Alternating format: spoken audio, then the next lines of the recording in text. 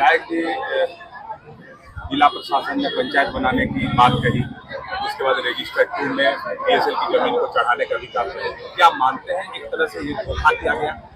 निश्चित रूप से देखिए, हमारी शुरू से मांग रही है कि हमें पंचायती राज में आप शामिल कर दीजिए, और हमारी बातें भी सही से चल रही थी कि हाँ, हम पंचायती राज के लिए जो भी काम है करना वो हम शुरू कर दिए हैं।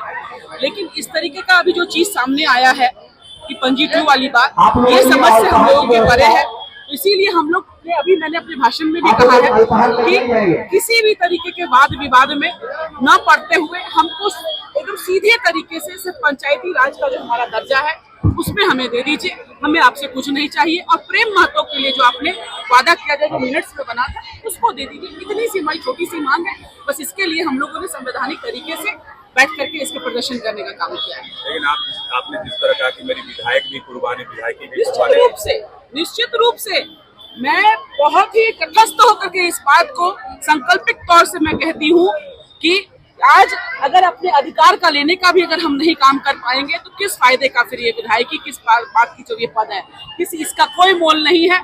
सबसे जरूरी चीज है कि हमारे 19 जो गांव बचे हुए हैं उसको पंचायती राज का दर्जा मिले, उसी के लिए हम लोग लगे हुए हैं। ये हमारे अधिकार के लिए। लेकिन रजिस्टर 2 में जब बीएसएल को जमाबंदी कर देगा फिर पंचायती राज की बात ही कहाँ होगी, पंचायत का दर्जा भी नहीं मिल पाएगा। बिल्कुल मिलेगा, बिल्कुल मिलेगा, और 100% मिलेगा।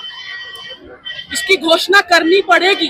उसके लिए मुझे कहीं भी जाना पड़े, मेरे परिवार को कहीं भी जाना हो, किसी का भी माथा टेकना हो, किसी भी मंदिर या मस्जिद मदीना जाना होगा, हम लोग हर जगह जाएंगे, लेकिन अपने इस अधिकार को लेने का काम करेंगे। इतना तो हमें भी आता है कि अधिकार कैसे लेना है। निश्चित रूप से सिर्फ इस पे कोई राजनीतिकरण ना हो, निश्चित तौर पे हमें हमारा अधिकार मिलेगा। देखिए, मेरी जो मांग है वो राज्य सरकार कह लीजिए, केंद्र सरकार कह लीजिए, जो भी इसमें भागीदारी